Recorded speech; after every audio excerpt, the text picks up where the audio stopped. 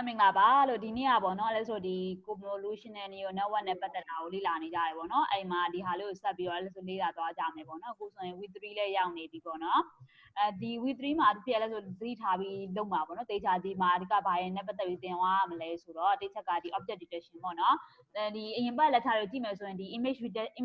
recognition နဲ့ဒီ object detection နဲ့ကြည့်မယ်ဆိုရင် object detection နည်းနည်းပိုခက်တယ်ဆိုပြောသွားတယ်ပေါ့နော်အဲ့လိုက်နော်ကိုနော်နည်းနည်းပိုခက်တယ်လို့ဆိုသူနည်းနည်းပြောသွားတယ်ပေါ့နော်အဲ့မှာဆိုသူမှလည်းသူပြောသွားတယ်ပေါ့နော်ဒီမှာဆိုရင်လည်းအဲ့ဆိုရဒီ CNN knowledge တွေကိုပေါ့နော်ဒီ computer vision မှာပေါ့နော်အရန်ခတ်ပြီးတော့ပေါ့နော်အရန်နာမည်ရနေတဲ့ဒီ object detection အကြောင်းလည်းဆိုလောက်ကြမယ်ပေါ့နော်ဒီ object detection อ่ะဆိုရင်ဒီမှာတော့ self driving car တွေမှာတော်တော်လေးသုံးဖြစ်တယ်ပေါ့နော်ကိုယ့်ရဲ့ဒီ location မှာရှိတာလေဒီ object ကပဲကိုယ့်ရဲ့ဘယ်ဘလောက်ကွာဝေးမှရှိအဲ့ဒါနဲ့ပတ်သက်တာလေးတော်တော်များသူပြောသွားမယ်ဆိုတဲ့သဘောရှိတယ်ပေါ့နော်ဒီမှာဆိုရင်လည်းဒီမှာ object localization အကြောင်းပါလဲဆိုတာလေးအကြောင်းအဲ့လဲဆိုတော့သူနားလည်အောင်ပြောမယ်ပေါ့နော်ပြီးတော့ရင်ဒီ object detection ဆိုတာဘာကိုပြောတာလဲပြောမယ်ပြီးတော့ဒီ landmark finding ပေါ့နော်ဒါပြောချင်တာဒီကားတစ်စီးနဲ့ဆိုရင်ဘယ်နာဘယ်လိုသွားမယ်အဲ့လိုမျိုးလေးပေါ့နော်အဲ့ဒါလေးနဲ့ပတ်သက်ပြီးနည်းပြောမယ်ဆိုတဲ့ပေါ့ဒီဟာလေးဆိုရင်လုံးဝ implement landmarkဒီဟာလေးတော့သိမသိသေးဘူးသူစာ study နဲ့ကြည့်ကြတာပေါ့နော်ပြီးတော့ဒီမှာဒါလေး intersection ဘယ်လိုလုပ်လာလဲလို့ union okay intersection over union ဘယ်လို implement လုပ်တယ်ဆိုတဲ့အကြောင်းလေးလာမယ်ပေါ့နော်ဒါဘာပြောချင်မှတော့မသိသေးဘူးပေါ့တော့ဒီ label data set တွေကိုသုံးပြီးတော့ပေါ့နော် object detection application ကိုဘယ်လိုလုပ်လဲဆိုတာလေးလည်းဆိုကြည့်ကြမယ်ပေါ့နော်ပြီးတော့ရင်vocabulary for object detection ပေါ့နော် vocabulary ဆိုတာလုံးဝသူသိရ term တွေ terminology တွေပေါ့နော်အခု landmark ဆိုတာဘာကိုပြောတာလဲတို့ bounding box ဆိုတာဘာကိုပြောတာလဲတို့ grip ဆိုတာဘာကိုပြောတာလဲတို့ဒီ anchor ဆိုတာဘာကိုပြောအဲ့ဒါလေးပေါ့နော်ဆိုဒီကလေးလာကြမယ်ပေါ့နော်ဒီနေ့ကကြတော့ဟိုကဒီနေ့ကအဓိက object localization ဆိုတာဘာလေးလဲဆိုတာလည်းတစ်ချက်ကြည့်အောင်နော်ဆိုတဲ့တိုင်းပဲ LS တူကြည့်လို့ရ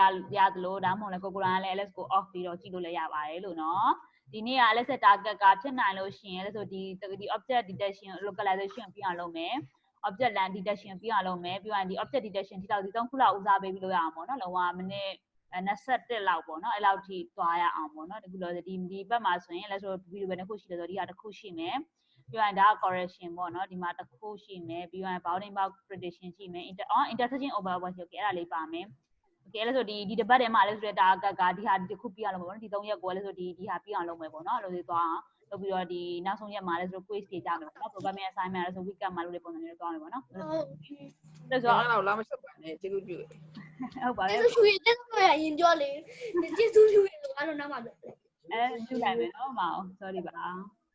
အခုဆိုလဲကြပါဟုတ်ပြီနော်အဲ့လိုဆိုရဲဆိုဒီဗီဒီယိုလေးကြည့်အောင်လို့နော်နားလေးနော်ကဲဟုတ်ပြီအဲ့လိုဆိုတော့ဒါလေးကိုနည်းနည်းသွားလိုက်မယ် Hello and welcome back. This week you learn about object detection. This is one of the areas of computer vision that's just exploding and is working so much better than just a couple years ago. In order to build up to object detection, you first learn about object localization. Let's start by defining what that means. You're already familiar with the image classification task where an algorithm looks at this picture and might be responsible for saying this is a car. So that was classification. The problem you learn to build a neural network to address later in this video is classification with localization, which means not only do you have to label this as, say, a car, but the algorithm also is responsible for putting a bounding box or drawing a red rectangle around the position of the car in the image. So that's called the classification with localization problem, where the term localization refers to figuring out where in the picture is the car you've detected. Later this week, you then learn about the detection problem, where now there might be multiple objects in the picture, and you have to detect them all and localize them all. And if you're doing this for an autonomous driving application, then you might need to detect not just other cars, but maybe other pedestrians and motorcycles and maybe even other objects. So you see that later this week. So in the terminology we'll use this week, the classification and the classification of localization problems usually have one object, usually one big object in the middle of the image that you're trying to recognize and localize. In contrast, in the detection problem, there can be multiple objects, and in fact, maybe even multiple objects of different categories within a single image. So the ideas you've learned about for image classification will be useful for classification with localization, and then the ideas you learn for localization will then turn out to be useful for detection. So let's start by talking about classification with localization. You're already familiar with the image classification problem, in which you might input a picture into a convnet with multiple layers. So there's our convnet, and this results in a vector of features that is fed to maybe a softmax unit that outputs the predicted class. So if you're building a self-driving car, maybe your object categories are the following, where you might have a pedestrian or a car or a motorcycle or background. This means none of the above. So if there's no pedestrian, no car, no motorcycle, then you might have an output background. So if these are your classes, then you have a softmax with 4 possible outputs. So this is the standard classification pipeline. How about if you want to localize the car in the image as well? To do that, you can change your neural network to have a few more output units that output a bounding box. So in particular, you can have the neural network output 4 more numbers, and I'm going to call them bx, by, bh, and bw. And these 4 numbers parameterize the bounding box of the detected object. So in these videos, I'm going to use the notational convention that the upper left of the image I'm going to denote as the coordinate 0, 0, and the lower right is 1, 1. So specifying the bounding box, the red rectangle, requires specifying the midpoint. So that's the point bx, comma, by, as well as the height, that would be bh, as well as the width, bw, of this bounding box. So now, if your training set contains not just the object class label, which your neural network is trying to predict up here, but it also contains 4 additional numbers giving the bounding box, then you can use supervised learning to make your algorithm output not just the class label, but also the 4 parameters to tell you where is the bounding box of the object you detected. So in this example, the ideal bx might be about 0.5 because it's about halfway to the right of the image. By might be about 0.7, since that's about, maybe 70% of the way down in the image. Bh might be about 0.3 because the height of this red square is about 30% of the overall height of the image. And bw might be about 0.4, let's say, because the width of the red box is about 0.4 of the overall width of the entire image. So let's formalize this a bit more in terms of how we define the target label y for this as a supervised learning task. So just as a reminder, these are our 4 classes, and the neural network now outputs those 4 numbers as well as a class label, or maybe probabilities of the class labels. So let's define the target label y as follows. It's going to be a vector where the first component, PC, is going to be, is there an object? So if the object is classes 1, 2, or 3, PC will be equal to 1. And if it's the background class, so if it's none of the objects you're trying to detect, then PC will be 0. And PC, you can think of that as standing for the probability that there's a object, probability that one of the classes you're trying to detect is there. So something other than the background class. Next, if there is an object, then you want it to output bx, by, bh, and bw, the bounding box for the object you detected. And finally, if there is an object, so if PC is equal to 1, you want it to also output C1, C2, and C3, which tells it, is it the class 1, class 2, or class 3? So is it a pedestrian, a car, or a motorcycle? And remember, in the problem we're addressing, we assume that your image has only 1 object. So at most, one of these objects appears in the picture in this classification with localization problem. So let's go through a couple examples. If this is a training set image, so if that is x, then y will be, the first component PC will be equal to 1, because there is an object. Then bx, by, bh, and bw will specify the bounding box. So your label training set will need bounding boxes in the labels. And then finally, this is a car, so it's class 2. So C1 will be 0 because it's not a pedestrian, C2 will be 1 because it is a car, C3 will be 0 since it's not a motorcycle. So among C1, C2, C3,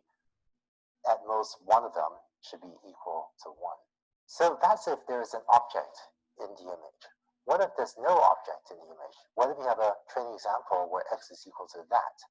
In this case, PC will be equal to 0, and the rest of the elements of this will be don't cares. So I'm going to write question marks in all of them. So this is a don't care. Because if there is no object in this image, then you don't care what bounding box the neural network outputs, as well as which of the 3 objects, C1, C2, C3, it thinks it is. So given a set of labeled training examples, this is how you construct X, the input image, as well as Y, the class label, both for images where there is an object and for images where there is no object. And the set of these will then define your training set. Finally, next let's describe the loss function you use to train the neural network. So the ground truth label was y, and the neural network outputs some y hat. What should be the loss be? Well, if you're using squared error, then the loss can be y1 hat minus y1 squared plus y2 hat minus y2 squared plus dot dot dot plus y8 hat minus y8 squared. Notice that y here has 8 components. So that goes from sum of the squares of the difference of the elements. And that's the loss if y1 is equal to 1.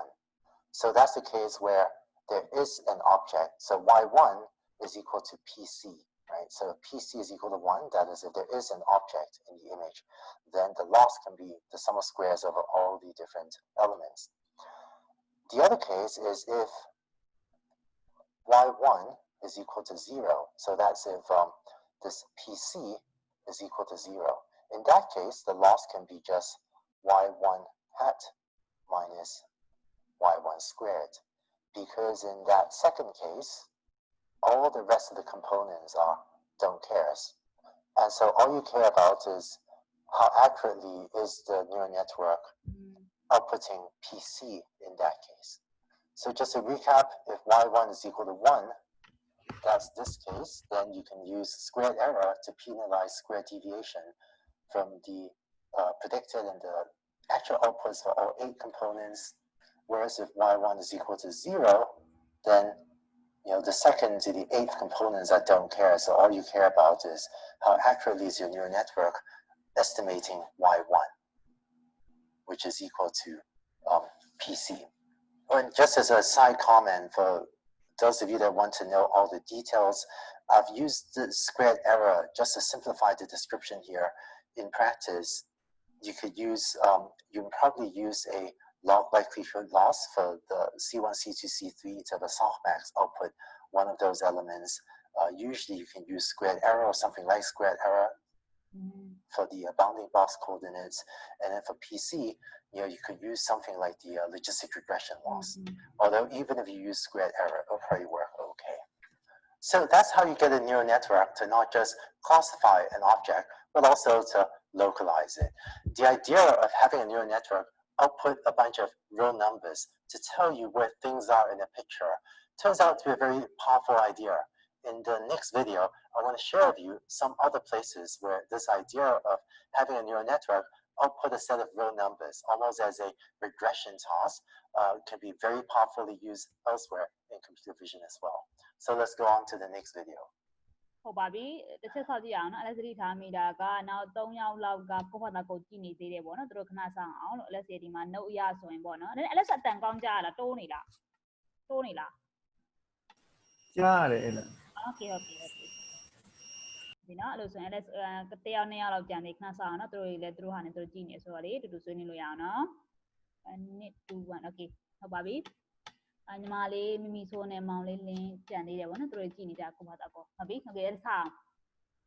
အဲ့မဲ့ဆိုဒီမှာ electric အဓိကတောင်ွားပေါ့နော်သူကပုံမှန်ဆိုရင် electric ဒီကောင်မှာ image ပေါ်ပို့ပြောတာကြောင်ဟုတ်လားဒီမှာကြောင်ရှိလားမရှိအဲ့လောက်ပဲသွားတယ်ပေါ့နော်ဒီ localization ဆိုတဲ့စကားလုံးကပြောချင်တာဒီ image ရဲ့ဘယ်နေရာမှာ object ကရှိနေလဲဆိုတဲ့သဘောပေါ့နော်ဒီမှာဆိုရင်လုံးဝကားကတော့ရှိတာတော့မှန်တယ်ကွာဒါပေမဲ့ကား image ရဲ့ဘယ်နေရာမှာရှိနေလဲအဲ့ဒါလေးကိုသိချင်တာပေါ့နော်သူ localize ဆိုတဲ့စကားလုံးကဒီမှာအဲ့ဒါမျိုးပြောတာပေါ့ဒီမှာဆိုရင်တော့ဆိုရင်လည်းလုပ်နေတာတွေကလည်းဆို classification လုပ်တယ်ပေါ့နော်ဒီဟာကတော့ကားပါတယ်မပါဘူးအဲ့လောက်ပဲ classify လုပ်တဲ့ပုံစံမျိုးလေးပေါ့ထူဘာမှမလုပ်ကားပဲနေရာမှာရှိရလဲပေါ့အလောက်ကြီးကောင်းမစားဘူးပေါ့နော်ဒီမှာကျတော့ဟုတ်ပြီတစ်ချက်ကကားပါလားဟုတ်ပြီပါရင်ရောဘယ်မှာပါလဲဘယ်နေရာမှာရှိနေလဲ image ရဲ့ဘယ် location မှာရှိနေလဲအဲ့ဒါကိုရှာနှစ်ခုပေါင်းရှာရတဲ့သဘောပေါ့နော်အဲ့ဒါဆိုဟိုလလောင်ကိုကနေအခုချိန်ထိစပြီးလေးလာနေတာဒီတိုင်းကားပဲနေရာထိဘယ်မှာကားရှိလားမရှိလားအဲ့လောက်ထိနေရက်နေတာပေါ့ဒီတဲ့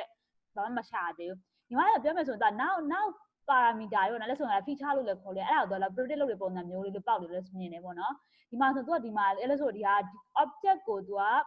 detail လောက်တာနဲ့ localize လောက်တာနှစ်ခုသူကပြောချင်တာဒီမှာဆိုရင် one object ကို detail လောက်တဲ့ပုံစံမျိုးနဲ့ပေါ့နော်ဒီမှာ multiple object ကိုသူက object detection ဆိုတဲ့စကားလုံးသူကပြောရှင်းတာဖြစ်ပါလိမ့်မယ်ဒီမှာဆိုရင် object localization ဆိုတဲ့စကားလုံးသူကဒီဟာ object တစ်ခုပဲဦးစားပေးပြီးတော့လည်းဆိုလောက်ကြရတယ်ပေါ့နော်ဒါပေမဲ့ object detection လို့ပြောလိုက်ပြီဆိုရင်ပေါ့နော်ပြောချင်တာ multiple object တွေကိုလည်းဆိုတော့ detail လောက်မှာပေါ့နော်ဒီမှာဆိုရင်ကားနှစ်စီးရှိတယ်ရှိနေရှိရဆိုသူတို့နေရှိကားနှစ်ခုလုံးကားတော့ဟုတ်ပါပဲဒါပေမဲ့သူတို့နေရာရှိနေတဲ့ location တွေကမတူကြဘူးပေါ့နော်ဒီ image မှာဆိုရင်သူကလည်း example တစ်ခုလေးဒီမှာ9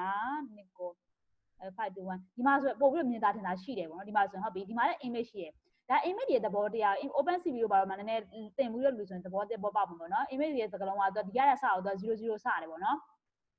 အခုနေရာမှာသူကအတန်းမြင့်နေတာသူက 1.1 လောက်လိုက်ရတယ်အမှန်မှန်ဆိုဒီက 1.1 လည်းဖြစ်နိုင်တယ်64.64လည်းဖြစ်နိုင်တယ်လို့တိုက်တဲ့ဘယ်လိုဖြစ်နိုင်လဲပေါ့နော်ကိုယ့်ရဲ့ image dimension ပေါ်မူတည်ပြီးဖြစ်နိုင်တဲ့ပုံစံမျိုးလေးပေါ့ဒီမှာကသူကဒီမှာကတော့ initially ကို0နဲ့0.0နဲ့စပြီးတော့ matrix သဘောတရားအတိုင်းပါပဲဒီဟာကကြတော့အဲ့လိုပုံမှန်ဆို matrix ဆို0ဆို0ဒီနားလေးမှာ0နဲ့0စရလို့မြင်အောင်ကြရလေဒါပေမဲ့ဒီမှာကျအဲ့လိုမျိုးမဟုတ်ပုံမှန်ဆိုသူ0.0ကဒီမှာစရဆိုသဘောလေးပေါက်တယ်ပေါ့နော် image မှာသတိထားမယ်အဲ့ဒါဆိုပထမဆုံးဒီ image processing လုပ်တဲ့ခါကျရင်အဲ့ဒီတစ်ချက်လုံးက confuse ဖြစ်သွားတယ်ပေါ့နော်ကိုကပုံမှန် matrix တွေအကြောင်းလေးလာကြအများနဲ့ကိုငယ်ကလုပ်တဲ့ဟာဒီမှာဆိုပုံဆွဲ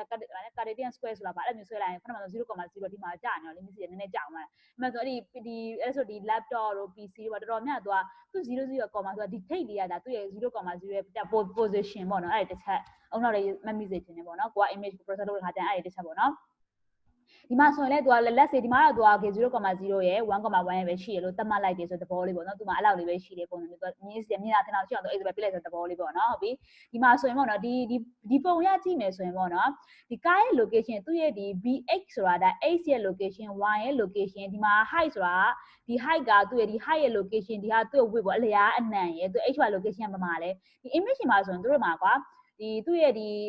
ီပထမဆုံးဒီ bounding box လို့ခေါ်တဲ့စကားလုံးတို့ခေါ်ရဲဆိုရင်ပေါ့နော်တို့ဘာလုပ်လဲဆိုတော့ပထမဆုံးဒီနေဗမာစတီလဲငါ့အောင်ပြောဒီမှာဆိုလဲဆိုတော့0.0 မှာစပြီးတော့ဒီရဲ့ဘယ်လိုခေါ်မလဲဒါအရှည်ကတော့ဒီလောက်ရှိတယ်အမြင့်ကတော့ဒီလောက်ရှိအဲ့လောက်ပဲတို့ပြောတာပုံမှန်ဆိုရင်လေဒါဒီက x1 y1 လို့ဘယ်တော့မှမပြောဒီမှာ x1 y1 x2 y2 အဲ့လိုမျိုးပြောတာမရှိဘူးပေါ့နော်ဒီ bounding box ရဲ့ theory မှာကြတော့သူကx, y ရဲ့ပြီးရင် width နဲ့ height အဲ့ဒါကိုပဲသူပြောမယ်ဒါထုံးစံပေါ့နော်အဲ့လိုဆိုဒီ open cv မှာလည်းဒီကိစ္စပါတယ်ပေါ့နော်မြင်စီတယ်မြင်စီခြင်းနဲ့ဒီမှာဆိုရင်ပေါ့နော်အဲ့လိုဆိုဒီဟာကိုသူကဒီ image ကိုကိုရီးယားဒီ new network ကိုပေးလိုက်မယ်ပေါ့နော်ပေးလိုက်ရင်ပုံမှန်ဆိုလဲဆိုတာဒီမှာဆိုထွက်လာရင်ဒါကတော့ကားဖြစ်တယ်လားအဲ့လောက်ပဲထွက်လာတယ်ပေါ့နော် software function နဲ့တုံးပြီးတော့ဒီမှာဆိုရင်သူက software function ပြီးတော့၄ခုလောက်သူကလိုက်ပြီး detail လုပ်မှာပေါ့နော်ဒီမှာကား pedestrian ဆိုတာလူကူးမြင့်ကြားကိုပြောတဲ့ပုံစံမျိုးလူကူးမြင့်ကြားပါနေလားဒါမှမဟုတ်လည်းဘယ်လိုလေးလဲပေါ့အဲ့လိုပုံစံမျိုးဖြစ်နေလားပုံစံမျိုးတစ်ချက်ကိုသူပြောသွားတယ်ဒီထဲမှာကားပါလားတစ်ချက်ကြည့်တယ်ပေါ့နော်နောက်ဒီမှာကားမဟုတ်ရင်ဒါ motorcycle ဖြစ်ရမလားဒါမှမဟုတ်လည်းဒါ motorcycle မဟုတ် background လေးပဲဖြစ်နေမလားအဲ့ဒါမျိုးတစ်ချက်သူကဒီ software function တုံးပြီးတော့သူကဒီဟာမျိုး၄ချက်ကိုသူအရင်ဆုံးရှာမယ်ဆိုတဲ့အကြောင်းလေးသူပြောသွားတယ်ပေါ့နော်ဟုတ်ပြီအဲ့ဒါတစ်ခုပေါ့သူက localization နဲ့ပါတာဖြစ်တဲ့အတွက် localization တော့ဘယ်လိုလုပ်လဲဆိုတော့သူကသူ့စီမှာအဲ့လိုဆိုတာ label နဲ့ train လုပ်လိုက် data ပေးရဖြစ်တဲ့အတွက်ဒီဟာလေး information လို့ဒီမှာရှိနေမှာပဲသိရမလားသူ့ရဲ့ h location ကတော့သူက0.ဒီ h က 0.5 မှာစတယ်ပေါ့နော်သူက in the middle လောက်ဖြစ်တော့လေသူက0.5မှာစတယ်ပြီးတော့1ဒီမှာဆိုသူဒီမှာများတော့ကမားရတယ်အဲ့ဒါဆိုဒီညာလေးကိုသူထိုးရမှာမှန်တော့လေဒီ h 0.5ကဒီကိုဖြစ်တယ်နာမှန်ဆိုအဲ့လိုမျိုးလေးဖြစ်တယ်နာဒီ h1 location နဲ့ဒါပေမဲ့သူ center point ဘာလို့ထိုးမှန်းလဲမသိဘူးပေါ့နော်ဒါပေမဲ့အမှန်တော့ဒီညာလေးဖြစ်ရမှာ h location ဘာလို့ဖြစ်ရလဲ unless သူကဒါ center ကိုပဲငါပြောမယ်ဆိုတာဒီမြစ်တော့နဲ့ center ကိုသွားတာလဲဆိုတော့တစ်ခါမမြင်ဘူး let's လုပ်နေတဲ့ဒီ application တော်တော်များဆိုတော့ဒီညာဝဲစပြီးတော့ထိုးတာများတယ်ပေါ့နော်ပုံမှန်ဒီ point တွေရတယ် ပြီးတော့ဒီကတော့ဒီအလေကတော့ဘယ်လောက်ရှိဒီက height ကအလေလားအနံလားညီမတို့ဘယ်လိုခေါ်လဲ height ကကြတော့အမြင့်အလေအနံမသိဘူးနော်အဲ့ဒါဆို height နဲ့ width ပဲမှတ်အောင်ဘာသာပြခေါင်းရှင်တစ်ခုရောနေဘယ်ကအလေဘယ်ကအနံလဲလည်းမသိပြန်အဲ့လိုမျိုးလေးရှိတယ်ဆိုတဲ့အကြောင်းလေးသူပြောသွားတယ်ပေါ့နော်ဒီဟာလေးကတစ်ချက်ပေါ့နော်နောက်ဆုံးကကြတော့သူနောက်တစ်ခုကဒီဟာလေးကိုမြင်သာထင်အောင်ပြောသွားတယ်ဒီမှာဆိုဒါ convolution တွေကလေယာကိုသုံးလိုက်တယ်ဆိုတဲ့သဘောလေးပေါ့နော်ဒီမှာဆို convolution နဲ့လေတစ်ခုအဲ့လိုဆိုအရင်ဘက်ကလေးလာခဲ့တဲ့ IC data တစ်ခုမှတစ်ခုသုံးလိုက်တယ်ဆိုတဲ့သဘောလေးပေါ့နော်အဲ့လိုမျိုးသွားမယ်ပေါ့နော်ဒီဟာ convolution တွေကတစ်ခုမှတစ်ခုသွားမယ်သူအကျမ်းချင်းနဲ့ဒီမှာဒီလိုလုပ်ပြရဲဆိုတဲ့သဘောပဲရှိတယ်ပေါ့ဒီမှာကြတော့လေဟုတ်ပြီအဲ့လိုဆိုတော့ဒီဟာကြတော့သူကမျက်စိနဲ့ထင်တာခုနကဟာလေးကိုလဲဆိုတော့ခုနကလည်းဆို label data လို့ပြောပါရောလားအဲ့လိုဆိုတော့ဒီ information တွေကိုလဲဆိုတော့ဒါလည်း supervise လုပ်မှာဖြစ်တယ်ဆိုတော့ဒီ information တွေလဲဆိုတော့ပေးထားမှာပေါ့နော်ဒီမှာဆိုလဲဒီပုံစံမျိုးဒီ image ကိုဆိုရင်သူကဒီ label ပေးထားမယ်ဒီ image ဆိုရင်သူကဒီ label ပေးထားမယ်အဲ့လိုပုံစံမျိုးလေးပေးထားမယ်ဆိုပြီးတော့သူပြောထားတယ်ပေါ့နော်ဒီမှာဆိုရင် PC ဆိုတာဒီ pattern string ဟုတ်တာမဟုတ်ဘူးလားဆိုတာပေါ့နော်0 or 1ပေါ့ကဟုတ်ရဲ့လား0 or 1ပုံစံမျိုးပေါ့ပြီးရင် multiply ဟုတ်ရဲ့လား0 or 1ပုံစံမျိုး background ရောပါရဲ့လားဟုတ်လား0 or 1ပုံစံမျိုးအဲ့လိုပုံစံမျိုးပေါ့နော်ဒီမှာပထမဆုံးသူကြည့်မယ်ဆိုရင်ဒီမှာသူ sample လေးတွေပြောတဲ့ပုံစံမျိုးပေါ့နော်ဒီဟာကတော့ကားပါတဲ့ဟာကိုငါတို့ focus ထားမယ် object ပါတာဖြစ်တဲ့အတွက် object ပါတဲ့ဟာဒါကိုလေငါတို့လုံးဝ object location မှာရှိပါတယ်ဆိုတာလေးကိုငါတို့ focus ထားမှာပေါ့ကျန်တာတွေငါတို့ focus မထားဘူးဒါလို့ object မပါရင်ထားတယ်ငါတို့တုတ်ကဲမဟုတ်ဘူးဆိုတဲ့သဘောလေးသူပြောသွားတယ်ပေါ့နော်ဒါတစ်ချက်နောက်ချက်ကြတော့ဒီမှာပေါ့နော်သူက okay အဲ့ဒါပုံမှန်ဆိုရင်ဒီဘယ်လိုပြောမလဲ loss ထွက်တယ်ပေါ့နော်အဲ့ဒါဆို neural network မှာဒီပုံမှန် loss calculate ဒီကိုက forward pass သွားတယ် back program မလုပ်ခင်ပေါ့နော်ပြန်ပြီးတော့ loss calculation လုပ်တဲ့ process ဆိုတာရှိပါရောလားအဲ့ဒီ process မှာပေါ့နော်သူတို့ကဘယ်လိုလုပ်မလဲပေါ့ဒီလိုမျိုး case မျိုးသားဆိုဘယ်လိုလုပ်မလဲပေါ့ပုံမှန်ဆိုကားဟုတ်လားမဟုတ်လားဆိုရင်ဒါတစ်ခုပဲကွာအဲ့လိုမျိုးလုပ်လို့ရတယ်ဒီမှာကျတော့ classification နဲ့လုပ်မှာဆိုတော့ပြီးတော့ပြန်သူက localization မှာပါမှာဆိုတော့ဒီ location တွေကိုဘယ်လိုလုပ်မလဲဆိုတာလေးကိုမြင်အောင်ပေါ့နော်ဒီမှာဆိုတော့သူ function တွေမျိုးမျိုးပြောသွားတယ်ပေါ့နော်ဒီဟာဆိုရင်ဒါ square error လို့သူသုံးသွားတယ် square error ဆိုတာဒီမှာသူ formula ရကြည့်မယ်ဆိုရင်တော့ကိုစောနဲ့ကိုတော်လည်းဦးစားပေးတယ်ပေါ့နော်ဒီသင်္ချာနဲ့ပတ်သက်ပြီးတော့ nation ကိုဆိုတော့ဒီမှာဆိုရင်တော်တော်များသုံးသွားတဲ့ဟာတွေသူ့ရဲ့ English စကားလေးတွေပြန်ကြည့်လိုက်မယ်ဒီမှာဆိုရင်တော်တော်များသုံးသွားတဲ့ function လေးတွေဆိုရင်ဒီမှာဆိုရင်ဒီမှာတော်တော်များရှိတော့ square error သုံးလို့လည်းရမယ်ဒါမှမဟုတ်လည်း penalize square deviation found သုံးလို့လည်းရမယ်ဒါလေးတွေကပြောမယ်ဆိုရင်ဒါတွေက loss ကို calculate လုပ်တဲ့ဘယ်လိုပြောမလဲ method လေးပေါ့နော်ဒီဟာလေးကဘယ်လိုတွက်လဲပါလဲတချို့ဟာလေးတွေဆိုတော့အရင် course တွေမှာသူကပြောပြီးသွားပြီပေါ့နော် mean square error တို့ဒီခုနကဟိုကလည်း loss ပါဆိုတာဒီ penalize square deviation found အဲ့ဒါတွေတော်တော်များများတွေကဒီလိုမျိုး square error တက်တာလေဒါတွေက loss ကို calculate ဒီ forward step p1 loss calculate တဲ့နေရာမှာသုံးတဲ့ဟာလေးပေါ့နော်ဒီမှာဆိုတကယ်လို့ဒါအဲ့ဆိုဒီ y1 ကဆိုတာဒီညာလေးကိုသူပြောချင်တယ်ပေါ့တကယ်လို့ y1 ဒါ1ဆိုမှဒါလင်းလဲဆိုတာဒီ formula ကိုသုံးမယ်ပေါ့နော်တကယ်လို့ y1 က0ဆိုရင်လဲဆိုတခြားတယ်ကဲကိုလုတ်ခဲအောင်မလုပ်တော့ပုံစံမျိုးဒါဆိုဒါဒီဟာလေးတင်ချာ formula လေးရင်းနေလို့သိမှာပေါ့နော်အဲ့လိုပုံစံမျိုးလေးပေါ့ဒါတော့အဲ့လောက်တော့နားလေလိုက်တယ်ကိုသက်နဲ့ကိုဆိုလည်းပြန်ပြောကြည့်ပါအောင်အဲ့ဒီဟာလေးဘယ်လိုစနေလေးဘယ်နေရာလေးအောင်ထောက်ပြအောင်လဲစစ်ပြောနော် Hello ကဲကိုပြပါဒီမှာ pattern string ဆိုတော့ဟိုပြောပါဟို length check ကိုရလို့တွေပေါ့ length check ကိုရလို့ရှိမရှိပြောပါကာ motorcycle နောက်ပြီးဒီမှာ BHB1 standard ဆိုတော့ဟိုအရာဝတ္ထုတစ်ခုကိုသူညှိုးနေဆိုလို့ရှိရင်သူ standard point အောင်ညှိုးလိုက်တယ်ပြီးတော့မှသူကောင်ဘယ်လောက်ကြီးတယ်ဘယ်လောက်ကျင်းလဲဆိုတော့ပြောတာအဲ့တော့ BH နဲ့ B1 ဆိုတော့သူ standard point လောက်ကိုဟို trainer ပေါ့အဲ့လိုမျိုးထည့်တယ်သူနောက်ပိုင်းကျတော့ရှင်ဟိုအန်ခါခန်းကြလို့ရှင်ပါနေပေါ့နော်အန်ခါဆိုဟိုမှာဆိုကြပါဆိုကားရဲ့အလေကောင်တဲတဲ့မှာလူတစ်ယောက်ကမတ်တက်ရနေရဆိုတော့အဲ့ဆိုလို့ရှိရင်ကားရဲ့စင်တာနဲ့အလေနဲ့လူရဲ့စင်တာအလေနဲ့တွားထန်နေအောင်တွားထန်နေဆိုရင်ကိုတို့ကဟိုလူ2ယောက်မှန် sorry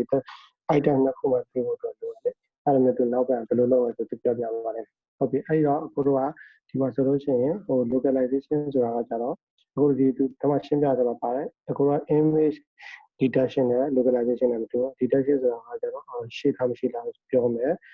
classification လောက်တာပေါ့နော်ဒါနဲ့ localization ကျတော့ဘယ်နေရာမှာရှိရဆိုတော့ပြောနော် localize လို့ဘယ်နေရာမှာရှိရဆိုတော့ပြောနိုင်တဲ့စာကို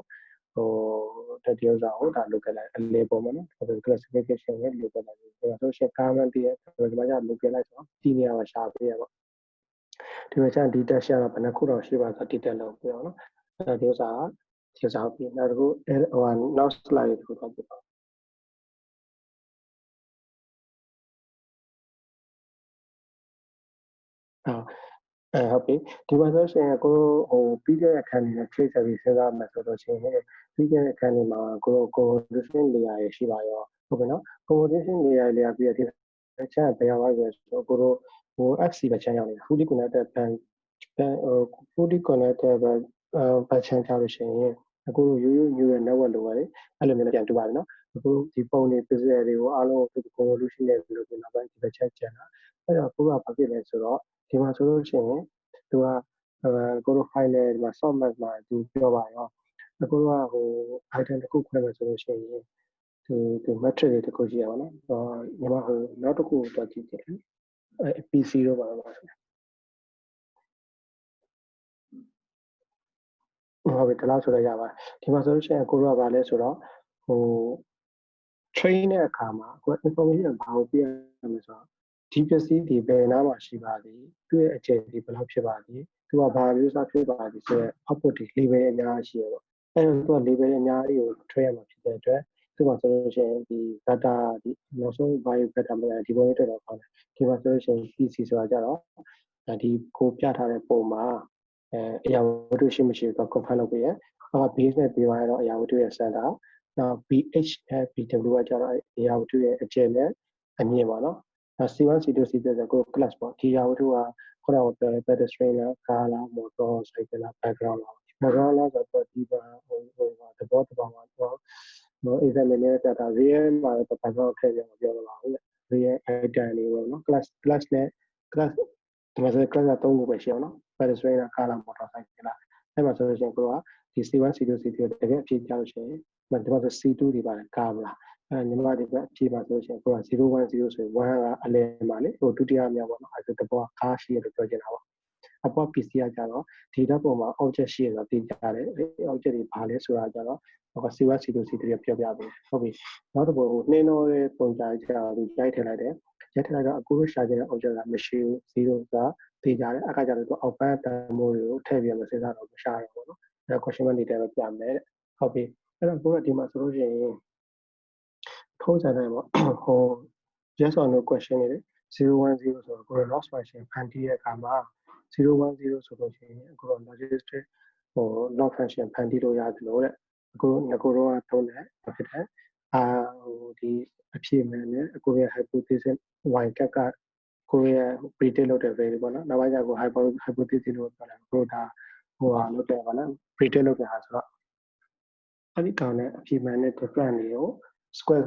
တင်ပြီးတော့ပေါင်းရင်လည်းရပါတယ်တဲ့အဲ့လိုသုံးချင်တဲ့သုံးချင် logistic regression သုံးရင်လည်းသုံးနှစ်ခုတော့သူကအဆင်ပြေပါတယ်ဆိုတော့ပြောပါတယ်အရင်တော့ဆိုရှင်ကို yes or no question တွေဆိုလို့ရှိရင်တော့ကိုယ်ကပါတော့တယ် log function သုံးတာဘာကြောင့်လဲဆိုတော့သူကပြလိုက်လဲဆိုတော့ဟိုအဲ့ဒါမှာသူက panelize မဟုတ်တဲ့အခါကျတော့ eliminate တွေကြည့်ပုံမှာဆိုတော့လေဟိုမှာဆိုကြပါတော့ကိုကအန်စာတို့ခောက်တယ်အောက်တယ်ခေါင်းပတ်နိုင်တယ်ဆိုလို့ရှိရင်ကိုကခေါင်းနေပဲကြာမယ်ဆိုမှန်းလို့ရှိရင်တော့မှာပဲမှားတဲ့ error ပဲတို့ရတိတ်မတိတာဘူးဖြစ်မှာဆိုလို့အခုက log function တော့မှားပြီဆိုရင်အခု error တန်ဖို့များများပြီးတယ်သဘောကကိုမှန်းတာမှားနေဆိုတော့ဒါဒီကိစ္စမှာတော့သူကခုနအဲ log function နဲ့သုံးတဲ့ log နော် logarithm loss function သုံးဒီလိုရိုးရိုး RRC သုံးရပါတယ်ဆိုတော့ပြောအောင်အဲ့ဒါပါပဲဟိုဒီ slide ဟိုကတော့ video ကတော့ဟုတ်ပါပြီကျေးဇူးပါကိုစောနည်းနည်းထပ်ပြောချင်နေရရှိတာလဲဆိုလို့လေးနည်းနည်းတချို့ဟာလေးတွေမရှိဘူးကျွန်တော်မေးဖို့နေပဲရှိတာနောက်မှမေးတော့နော်မေးတစ်ခါလေးမေးလိုက်လေလို့ဆွေးနွေးကြတာပါတစ်ခါလေးဟိုကောင်ကလေကျွန်တော်ဒီ boundary box အတွက်ဒီ location လေးတွေကဒီကောင်တွေဘယ်လိုရှာလဲသူကပထမဆုံးဒီ PHP ပါဟိုသူက training မှာတော့တော်တော်လက်ဝင်တယ် training မှာတော့သူကအဲ့ဒါတွေပေးထားတယ်နောက်ပိုင်းကျတော့မှသူကဟိုပါဖြစ်တော့ train နဲ့မှာပဲရလာပြီးတော့အဲ့ပထမဆုံးကြာကျွန်တော်ဒီအနည်းအောင်4000ကလည်းဟိုတကယ်ပုံစံနဲ့အတိအကျမရအောင်အဲ့သူအတိအကျရအောင်အတိအကျနေပါရအောင်ဘယ်လိုလုပ်မလဲဆိုတာတော့နောက်ဗီဒီယိုချသူချက်ရှင်းပြပါတယ်အခုဆိုမေးတာဒီဟာဒီ label ရအောင်ဘယ်လိုလုပ်လဲဆိုတဲ့အကြောင်းပြောတာဟုတ်တယ်ဟုတ်အဲ့လိုမှနားလဲ PHP ပါလေအဲ့ဒါရဟို PHP ပါအဲ့ဟိုကိုတို့ဒီတန်ကြီးတွေဘယ်လိုရလဲကိုသိကြလားသူတို့ manually လုပ်မှတင်တယ်တစ်ခုမဟုတ်ဘူးဒါမှမဟုတ်လေသူတို့တစ်ခုမဟုတ်တစ်ခုဒီ label တွေကသူတို့ရှာမှာဒီ labeling ကလည်းကိုမထင်နဲ့နော်လုံးဝ market အကြီးချင်တာနော်လုံးဝ human labeling process ကလည်းနော်ကိုမထင်နဲ့တော်တော်များလုပ်ကြတယ်ဒီဟာကလေဒီ value တွေတော်တော်သူကဒီအနည်းအောင်ဘောင်ကဘယ်လိုခန့်လဲဆိုတော့သူပြောရတယ်နော် BH နဲ့ BY နဲ့ BY နဲ့ကျွန်တော် training မှာတိတ်ကျလောက်ရတာပေါ့နော်ဟိုအဲ့ဒါတွေ value design လိုက်ပြတာဒါပေမဲ့ဟိုဒီ4000ဘောင်ကကြာသူနောက်ထပ်ဗီဒီယိုကြောက်ရှင်သူပြောပြတယ်အဲ့လဲဆိုပါလဲဆိုချင်တာပါဒီ data အဲ့4000ဘောင်လေးပဲ data ရအောင်ဘယ်လိုလုပ်ပေးတာလဲအဲ့ဒါကိုသိချင်တာလဲဆိုဒီ training မပေးခင်ပါ data မရခင် process တွေဘယ်လိုလုပ်လဲဆိုတဲ့အကြောင်းလေးကိုစောမေးတာဟုတ်လက်နားလဲတယ်လို့ဆို hello ဒီကိုမေးလို့ပြရပါလေ ရှိရအဲ့လေဟုတ်တယ်ကျွန်တော်မြင်တော့တယ် အဲ့ဒါစက်တန်တော့လားဟုတ်အမှန်ဆိုအဲ့ဒါသူခုနက training level 1လို့သူပြောကြတယ်ဒီ data ရတရားမဟုတ်တရားသူတနေရာမဟုတ်တနေရာသူဆွဲထုတ်ထားမှာပဲဒီလားဒါမှမဟုတ်သူ manually လုပ်ချင်တော့မယ်ဒါမှမဟုတ်သူကတစ်ခုမဟုတ်တစ်ခု application တစ်ခုနဲ့သူလုပ်ပြီးတော့အဲ့လိုမျိုး H1 location ကိုချမှာပဲဒီကနေ့ worst case scenario လည်းဆင်နေတာသူ manually လုပ်တာလို့လည်းဆင်ရမယ်အဲ့ဒါအမြင်ရပေါ့နော် data set ရှိပြီဆိုရင် data set တွေကိုသတိထားမိလားမသိ image ကိုအဲ့ဒါဆိုရင်လူရဲ့ face မှာရှိတယ်ဆိုပြီးတော့လေအဲ့လိုမျိုး live လုပ်တဲ့ဟာမျိုးကြာရင်လေသူ face location နဲ့သူကအဲ့လိုမျိုး data set တွေတော့တို့ကိုယ်တိုင်အလုံးဝလုပ်ပြီးသားပေါ့နော် pre process လုပ်ပြီးသား data မှာအဲ့ဒါတွေကပါပြီးသားပေါ့အဲ့ဒါတွေ pre process ဘယ်လိုလုပ်လဲဆိုတဲ့ဟာလေးကလည်း interesting question ပေါ့နော်ဟုတ်ပါပြီတခြားလူတွေကခုန question မေးတာနောက်တစ်ယောက်ရှိသလားလို့တခြားလူတွေ question လေးမေးပါအောင်ဒီဟာနဲ့ပတ်သက်ရင်နားမလည်တာဘယ်လိုရှိလဲဘယ်နေရာဘယ်လိုလေးလဲပေါ့နော်မမေ့အဲ့ဒါဆက်ပြန်မေးမယ်ပေါ့နော် question လေးမေးသားမှာဒီဟာလေးအကုန်နားနောက်ဆုံးနားလေးကလေ loss fashion နည်းနည်းလောက်ပြန်ရှင်းပြပါလား okay ကိုစောရှင်းပါလားကိုသက်ရှင်းပါလားဒီ loss function ကိုသက်ရှင်းပါကိုသက်ရှင်းပါ ကိုသက်ရှင်းပါကိုသက်နည်းနည်းပြန်ရှင်းပါဟို loss function ကကျွန်တော် loss ဆိုတာကဟိုကျွန်တော်တို့ predict လုပ်တဲ့ကောင်နဲ့ real နဲ့ဘယ်လောက်မှားလဲဆိုတာကိုဟိုတိုင်တာပေါ့ဒီဥစ္စာအရင်အရေးကြီးတယ် loss function ရလို့ရှိရင်ကျွန်တော်တို့ဘာရမလဲဆိုတော့ gradient တွက်လို့ရမယ် gradient တွက်လို့ရရင်ကျွန်တော်တို့ဟို omega ဟိုတန်ကြီးပေါ့နော် w တန်ကိုအကောင်းဆုံးတန်ကြီးကိုကျွန်တော်တို့ရအောင်ကျွန်တော် train လုပ်လို့ရတယ်နော်အဲ့တော့ loss function အရင်အရေးကြီးတယ်အဲ့တော့ဒီမှာ loss function ကိုတွက်တဲ့အခါမှာတော့ရှင် regression program တွေမှာဆိုလို့ရှိရင်တော့ရှင်းတယ်ဟိုမှာ intermediate 0ဖြစ်ဒေါ်လာ0ဖြစ်ဆိုလို့ရှိရင်ကျွန်တော်တို့မှန်းတဲ့တန်ဖိုးနဲ့တကယ်အဖြေနဲ့ဘယ်လောက်ခေါ်လဲဆိုတော့ကြည့်ပြီး loss function တွက်တာဒါနဲ့ဒီလိုမျိုး image တွေ classify လုပ်တဲ့ဥစ္စာတွေနောက်ပြီးတော့ဟို yes or no question တွေမှာကြတော့မှန်လို့ရှိရင်error 3ညတော့မှားလို့ရှိရင် error 1ဆိုလို့ရှိရင်တော့ပြဿနာပါလဲဆိုတော့ဒီကျွန်တော် logistic regression အခန်းထဲမှာတင်ဖို့ရအဲ့လိုဆိုလို့ရှိရင်တော့ school class လို့ခေါ်ကြ SKEWED class ပေါ့နောက်ပိုင်းမှာလူဆိုးနဲ့လူကောင်းဘယ်လိုများလဲပေါ့လူကောင်းများကိုကျွန်တော် society ကဒီရဲ့အဲ့တိုင်းကဟို email မှာဆိုလို့ရှိရင်လည်း span နဲ့ not span နဲ့ဘယ်လိုများမလဲဆိုရင် not span များ span မရလဲတယ်နော်အဲ့တော့ဒီနေရာမှာကျွန်တော်ကဟို not span ရှင်က not span ဆိုလို့ရှိရင် sorry span ဆိုလို့ရှိရင် not တန်ဖိုးက1 span မဟုတ်0ဆိုလို့ရှိရင်တော့ဘာဖြစ်လဲဆိုတော့ဟို spam မဟုတ် spam မေးရအရေးတက်ကလဲရဖြစ်တဲ့သူတို့တတ်မှတ်ပေးလိုက်တဲ့ loss တန်ဖိုးတွေကတကယ် real မှာသွားပြီး affect မဖြစ်တော့ affect မဖြစ်တဲ့အခါကျကျွန်တော်တို့က logarithmic loss function ကိုကျွန်တော်တက်တီထွင်ပြီးဖန်တီးထားရပါတော့ panelize လုပ်ဟုတ်ကျွန်တော်မှန်တယ်ဆိုလို့ရှိရင်loss ကို3ညပေးပြီးတော့မှားလို့ရှိရင်မှားသလားပို့ပြီးတော့ panelize ပေး penalty ပေးအောင်နော်အပြစ်ပို့ပြီးပေးအောင်အဲ့ဆိုလို့ရှိရင်ကျွန်တော်တို့ဒါဒီ loss function ရပါတယ်အဲ့ဒါဒီကိစ္စမှာကျတော့ဆရာကပြောလဲဆိုတော့ကျွန်တော်အဲ့ loss function logarithmic loss function တော့ကျွန်တော် regression မှာဖြစ်တဲ့အဲ့ဒီဟို main square error နဲ့သုံးလို့ရတယ်ဆိုတော့ပြောပြထားပါဟုတ်ကဲ့ကဲမထည့်ဒီလားမသိဘူးဟုတ်တယ်ဟုတ်ဒီကလေမှာဒီ loss တွေသူတွက်တဲ့ function တွေအမျိုးမျိုးရှိတယ်ပေါ့နော်သူမှလည်းဆိုတော့အဲ့ဒါကို course 1နဲ့ course 2မှာလုပ်ဘူးတယ်ပေါ့ဒါပေမဲ့ခေါင်းမစားပါနဲ့အဲ့ဒါနဲ့ပတ်သက်ပြီးတော့အဲ့ဆိုဒီ introduction machine learning course မှာကိုတက်နဲ့ကိုဆိုပြန်တရားဟောခိုင်းမှာပေါ့နော်ဟုတ်ကဲ့ပါဟုတ်တခြားလူတွေက question ဒီမှာလေ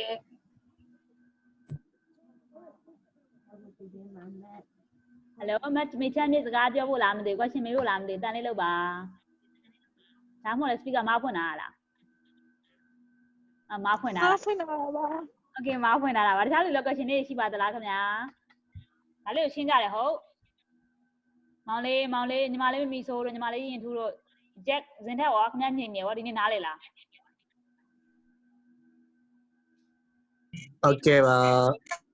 ဟုတ်ကဲ့ပါနားလေဆိုနောက်တစ်ခုသွားမယ်ပေါ့နော်နားလေပြီးရင်ကျုပ် question ပါလဲ quiz မဖြေနိုင်ကွမ်းပါနော်ကျုပ်ဒီဘက်လုံးကျုပ်ရှိမယ်ပေါ့နော် quiz မဖြေနိုင်ကွမ်းခါမှာနော်နားလေပြောရတယ်နော် question မမေးဘူးနော်ဟုတ်ပြီနောက်တစ်ခုသွားကြည့်အောင်နောက်တစ်ခုက9မိနစ်ပဲဆိုတော့အရင်တော့မကြာဘူးပေါ့နော် okay ဟုတ်ပြီဒီမှာ hy ဆိုတဲ့ဟာလေးလာပါပြီ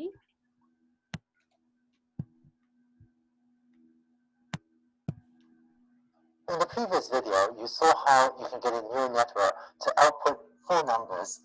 bx, by, bh, and bw, to specify the boundary box of an object, you want a neural network to localize. In more general cases, you can have a neural network just output X and Y coordinates of important points in the image, sometimes called landmarks, that you want the neural network to recognize. Let me show you a few examples. Let's say you're building a face recognition application,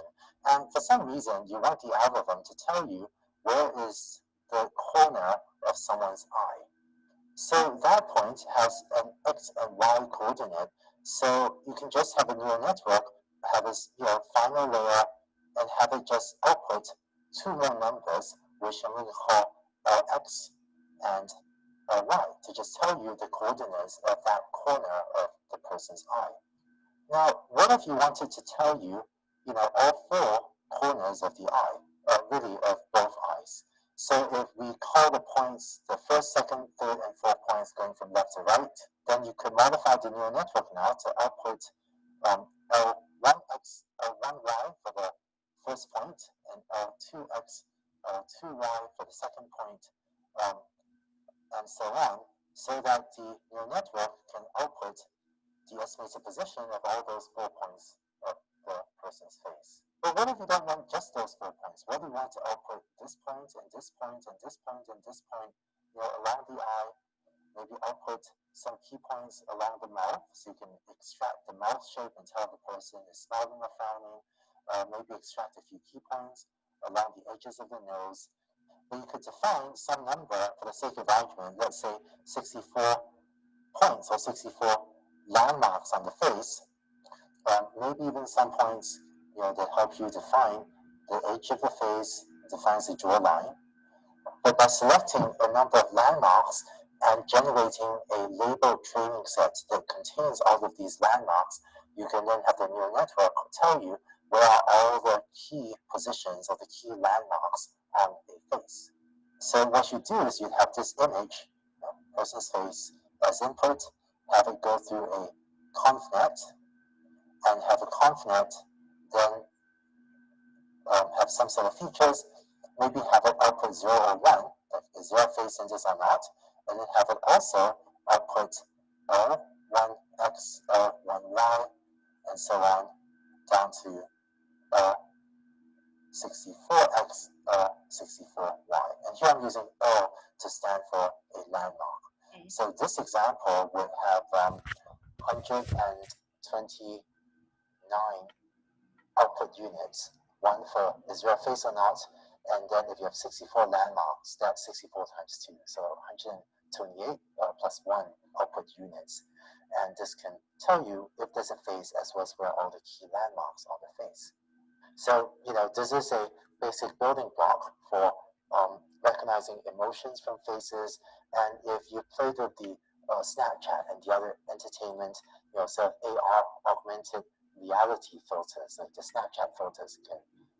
draw a crown on the face and have other special effects. Being able to detect these landmarks on the face is also a key building block for the computer graphics effects that warp the face or draw various special effects like put a crown or a hat on a person. Of course, in order to train a network like this, you will need a labeled training set. We have a set of images as well as labels Y, where someone will have had to go through and laboriously annotate all of these landmarks. One last example, if you are interested in people pose detection, you can also define a few key positions like the midpoint of the chest, the left shoulder, left elbow, the wrist, and so on, and just have a neural network, sort of annotate key positions in the person's pose as well. And by having a neural network output all of those points that I'm annotating, you could also have the neural network output the pose of the person. And of course, to do that, you also need to specify these key landmarks, like maybe L1X and L1Y is the midpoint of the chest down to maybe L32X, L32Y, if you use 32 coordinates to specify the pose of the person. So this idea might seem quite simple, of just adding a bunch of output units to output the XY coordinates of different landmarks you want to recognize. To be clear, the identity of landmark 1 must be consistent across different images. Like maybe landmark 1 is always this corner of the eye, landmark 2 is always this corner of the eye, landmark 3, landmark 4, and so on. So the labels have to be consistent across different images. But if you can hire labelers or label yourself a big enough data set to do this, then a neural network can output all of these landmarks which you can use to carry out other interesting effects, such as estimate the pose of a person, maybe try to recognize someone's emotion from a picture, and so on. So that's it for landmark detection. Next, let's take these building blocks and use it to start building up toward object detection. In the previous video, ခဏစားနော်တခြားလူလေးလေ okay တော်တော်များတော့ကြည့်နေပါတော့ဒီမှာဆိုရင် तू က land ခုနကလည်းဆိုတော့ तू ကခုနဟာကြတော့object detection လို့ပြောရတာပေါ့နော် object detection မှာဥမာ one object ကိုဘယ်လို detect လုပ်လဲဆိုတဲ့အကြောင်းပြောဒီမှာကျ landmark detection ပေါ့နော်စကားလုံးနှလုံးလေးရှိပြီပေါ့နော် तू introduce ပေးနေတာ vocabulary နဲ့ဒီမှာဆိုရင် bounding box ဆိုတဲ့စကားလုံးတစ်လုံးရဲ့ဒီမှာဆိုရင် landmark ဆိုတဲ့စကားလုံးတစ်လုံးပေါ့နှလုံးရှိနေပြီပေါ့နော်ဒီက तू ခုန vocabulary သင်မယ်လို့ပြောပါရောလားအဲ့မှာလည်းပတ်သက်ပြီး तू ပြောသွားတယ်ပေါ့နော်ပထမဆုံးနေဆိုဒီကခုနလည်းဆိုခုနဗီဒီယိုမှာပြသွားတဲ့ဒီ y height weight အဲ့ဒါလေးသူပြောသွားတယ်နော်ဒါကားရစီမှာတကယ်လို့လည်းဆိုတာface recognition တို့ဘာလို့အဲ့လိုမျိုး application တွေပါရေးတဲ့ခါမျိုးကြာရင်လူရဲ့ face ကဘာမှလဲပေါ့နော်တရားသူတို့ရဲ့ eye location လေးတွေဒီဟာလေးမတူကြဘူးကွာမတူကြဘူးဆိုတော့အဲ့လိုမျိုးဒီဟာလေးကိုကြာတော့တော်တော်များface key ဘယ်လိုခေါ်လဲအဲ့ key point ဒီ key landmark လို့လည်းခေါ်တယ်ပေါ့နော်ဒီမှာဆို64ရှိတယ်လို့တချို့ဟာတွေဆိုရင်တော့ဒီထက်အများကြီးအောင်ရှိတယ်ပေါ့နော် landmark လေးတချို့ကရေးတယ်လုံးဝတေချာလေး64ဆို64တေချာ systematical တတ်မှတ်ထားတာပေါ့နော်ခုနကသူပြောသလိုပဲဒီမှာအခု landmark 1ကဒီညာလေးဆိုရင် landmark 1ဒီညာပေါ့နော် landmark 2ကဒီညာလေးဆိုဒီညာလေးပေါ့အဲ့ဒါတစ်ချက်အရေးကြီးတယ်ပေါ့နော်ကိုကဒီဟာ level လာတယ်ကိုကဒီဟာငါ level လုပ်ပြီးပါလို့ပြောတဲ့ခါမျိုးကြရင်ပေါ့နော်ဒါခုနကကိုဇော်မေးွားတဲ့ question ကိုလည်းသူ answer လုပ်သွားတယ်ပေါ့နော်တကယ်လို့ဒီ point လေးတွေဘယ်သူထုတ်ပေးမှာလဲဆိုတဲ့ answer လေးအမှန်တော့အဲ့ဒါ system မမအောင်ဆိုအဲ့လိုမျိုး level လုပ်ခိုင်းတာပဲအဲ့လိုမျိုး human တွေက labeling လုပ်ပေးတဲ့ service တွေရှိတယ်ပေါ့နော်အဲ့ဒါမျိုးတွေသူကလုပ်ပေးတာများတယ်အဲ့ဒါဆို open source တော်တော်များ project တွေကကြာတော်တော်များအဲ့လိုမျိုးဒီ pre process လုပ်ထားတဲ့ဒီ label လုပ်ထားပြီးသား data ကိုသုံးထားများတယ်ပေါ့နော်တကယ်ကုမ္ပဏီမှာကြာတို့လိုအဲ့လိုတို့ data တွေကိုအဲ့လိုမျိုးလုံးဝ label လိုတယ်လိုတဲ့လူအဲ့လိုမျိုးတို့ service ပေးပြီးတော့အဲ့လိုမျိုးသွားပြီးတော့လုပ်ခိုင်းရမျိုးလည်းရှိတယ်ပေါ့နော်ဒီမှာဆိုဒါက facial key match okay ကျွန်တော်တော့လာပြီ facial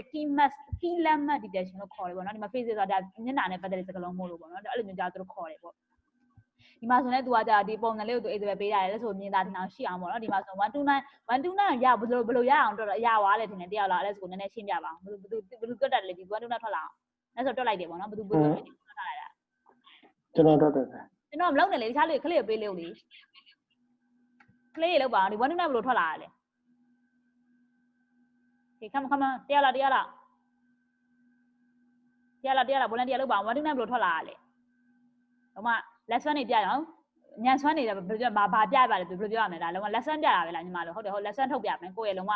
129ဘယ်လိုထွက်လာလဲထင်လဲကြတော့ရမ်းကြည့်ပါမမရမ်းကြည့်ပါညီမလေးမမီဆိုးတို့ရင်ထူးတို့အကြောင်းသားဟောင်းတွေအတန်ကုန်ဖင်ကောင်းအောင်ခေါ်ရမယ်ပေါ့နော်ဟေ့ဒီထုံးကလည်းမတွေ့ဘူးခွန်းလည်းမတိုင်အောင်လားထင်တယ်ထုံးကလည်းပြောင်းနေမောင်လေးကြော်သူရောရမ်းကြည့်ပါဒီ129ဘယ်လိုရတာထင်လဲပြေပြိုးဟိုင်းတို့ပါလို့ရောโอเคပြေပြိုးဟိုင်းပါလို့ရမ်းပါအောင်ဘယ်လိုရရလဲပြောပါအောင်ဒီဟာလေးကိုface မှာရှိရ point တွေအကုန်လုံးပေါင်းလိုက်တာ point တွေအကုန်လုံးဘယ်လောက်ရှိရဟုတ်60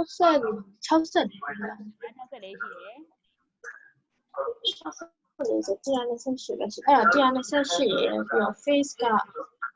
ခုရယ်ဆို129ဖြစ်သွားတယ်ဟုတ်ပြီမှန်တယ်ကွာရင်သူပြပြမှန်တယ်သူက h1 location ကလည်းဆို64 point ရှိမှာဟုတ်တယ်ဟုတ်64 point ဆိုတော့ h1 ဆိုတာနှစ်ခုရှိနေဟုတ်တယ်ဟုတ်နှစ်ခုကို64ကိုမြောက်လိုက်နေ64နဲ့မြောက်လိုက်ရင်တော့128ရမှာလေဒါပေမဲ့အဲ့ဒါတစ်ချက်ပေါ့နော်ပြီးတော့ဒီပုံမှာ fish ရှိရလားမရှိရလားတစ်ချက်လို့ပြန်စစ်တယ်ဆိုတော့တကယ်လို့ fish ရှိရင်တော့ဒါ1ပုံစံမျိုးပေါ့နော်မရှိရင်လည်းဆိုဒုတ်ကဲပုံစံမျိုးလေခုနကအတိုင်းလေးပြောလို့ရတယ်ဆိုတော့ဘောလေးပောက်သွားတယ်ပေါ့နော်ကိုတက်ရောလည်းအဲ့လိုတွက်တာပေါ့နော်ကိုတက်ရောအဲ့လိုတွက်လာတာကိုတက်ဘယ်လိုတွက်လာလဲ